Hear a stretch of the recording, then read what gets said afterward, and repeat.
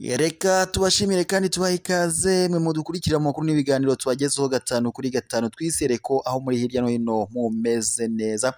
Tuje rero n'amakuru menshi atandukanye tugiye kubagezaho, tugiye guhera ku birimo birabera muri Repubulika Iharanira Demokarasi ya Kongo. Ni amakuru menshi cyane tubafitiye, ni amakuru ku mirwano irimo irahuza M23 ndetse n'igisirikare cya leta ya Kongo FARDC. Ni amakuru kandi aho turibuze kugaruka ku rugamba rurimo rurahuza M23 ndetse na Wazalendo. Ni amakuru menshi cyane tubafitiye, mwebwe icyo tubasaba ni ukuba hafi y'umuyoboro wacu wa YouTube.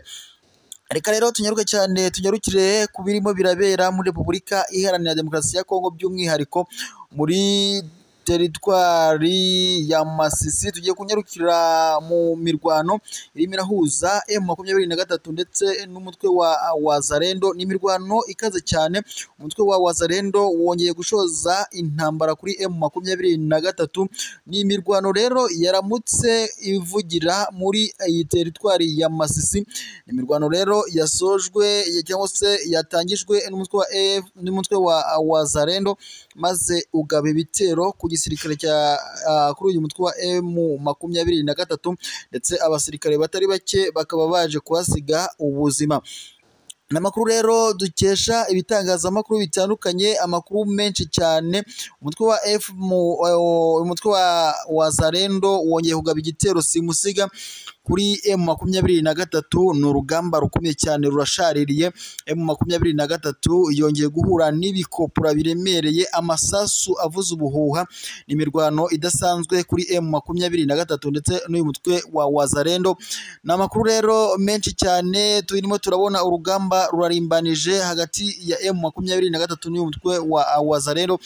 Muri iyi teritwari ya Masisi rero imirwano imeze nabi. Igisirikare cya M23 ubu ngubu kirimo kiraswaho amakopura adasanzwe, ndetse kuri ubu batangiye guhungira mu tundi duce, ndetse banatangiye no kuva mu bice bari bafashe bagenzura.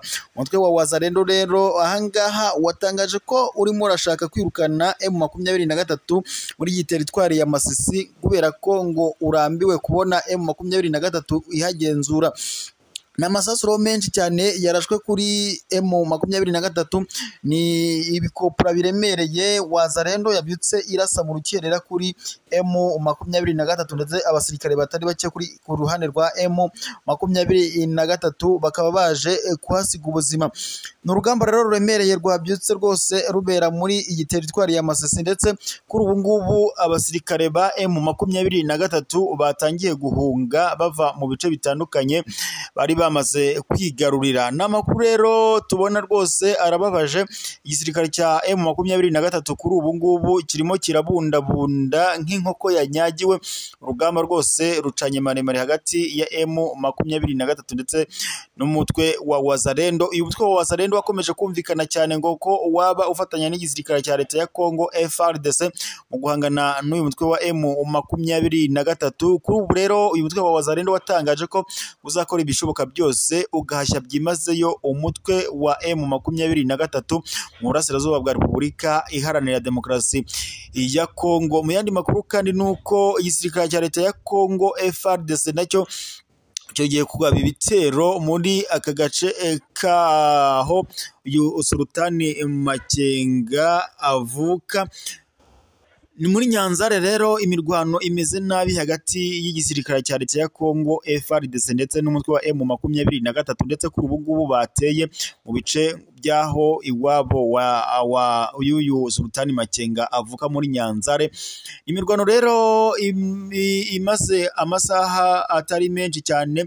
Imirwano imaze igihe akanya gato rwose itangiye, aho M23 yongeye kugabwaho igitero n'igisirikare cya leta ya Kongo FARDC ndetse nabo bafatanyije ku rugamba, harimo ingabo z'u Burundi, ingabo za SADC.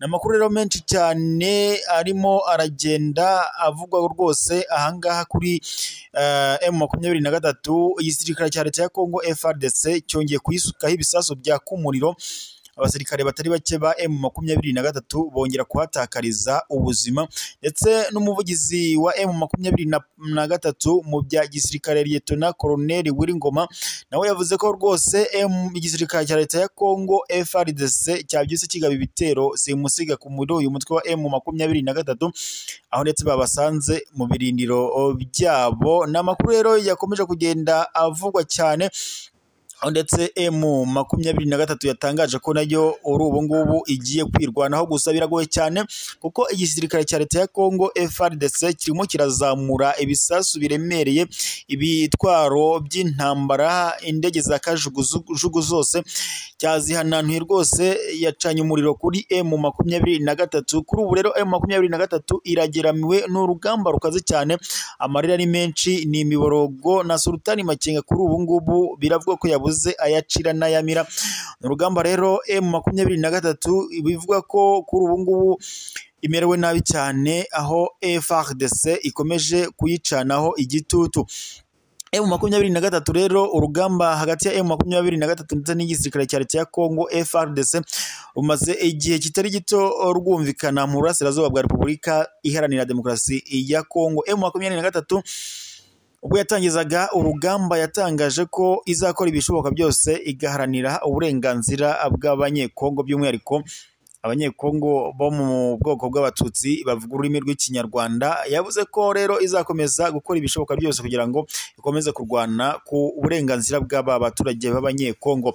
Gusa kuri ubu rero M23 irageramiwe kuko igisirikare cya leta ya Congo FARDC cyamanuye ibikopura karundura, amasasu aremereye, imbunda simusiga ndetse n'ibimodoka bya toburende. N'indwano rwose n'umurwano, intambara idasanzwe, ni imiborogo kuri M23. Abari gukurikirana hafi rero ibirimo kubera muri Congo baremeza ko M23 kuri ubu ngubu imerewe nabi ku kigero kitaba kidasanzwe. M23 rero nkuko mubizi yatangije urugamba, ubwo yatangizaga urugamba yatangiye gushinjwa cyangwa se leta ya Congo yatangiye gushinja leta y'u Rwanda ko ariyo yaba ifasha uyu mutwe wa M23 guhungabanya umutekano wa Repubulika Iharanira Demokarasi ya Congo, by'umwihariko murasirazuba bw'iki gihugu. Gusa leta y'u Rwanda yakomeje guhakana ibiyivuye inyuma, ndetse nayo igashinja leta ya Congo ko yaba ifatanya n'umutwe witwaje intwaro wa FDLR, ndetse uyu mutwe wa FDLR urimo abasize abagize uruhare muri jenoside yakorewe abatutsi mu Rwanda muri 1994.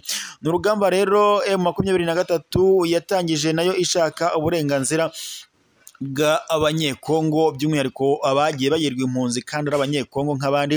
Kuri ubu rero M23 rwose irageramiwe, igisirikare cya leta ya Congo cyifatanyije n'imitwe yitwaje intwaro ikorera muri iki gihugu mu rwego rwo guhashya umutwe wa M23.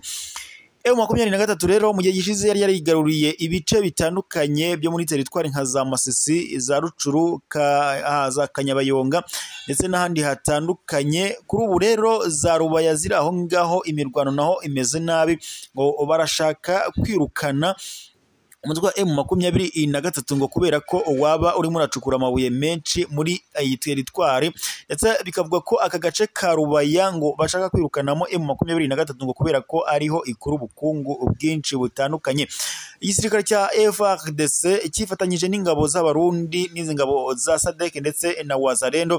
Kuri ubu rero ibisasu simusiga bongeye kubimanura kuri uyu mutwe wa M23. M23 yatangaje ko itazigera ihagarika imirwano, izakomeza guhatana mu rwego rwo gusigazira umutekano w'abanyekongo. Ndetse M23 yanatangaje ko izakomeza gukora ibishoboka byose ikaba yafata n'umujyi wa Goma. Ibi rero byatangajwe ubwo M23 yamaraga kwihuza n'iriya huriro ariryo AFC cyangwa se Alliance Fleuve Congo riyoborwa na Colonel Nanga. Babwiye abaturage ko bagiye gukuraho ubutegetsi bwa Congo buyobowe cyangwa se bwa Kinshasa buyobowe na Antoine Felix Tshisekedi Tshilombo. Uyu Antoine Felix Tshisekedi Tshilombo biragaragara ko umutekano muri Congo atawitayeho, kuko nubwo yari yijeje abaturage ko niyongera gutorerwa kuri manda ye ya kabiri azagerageza kwirukana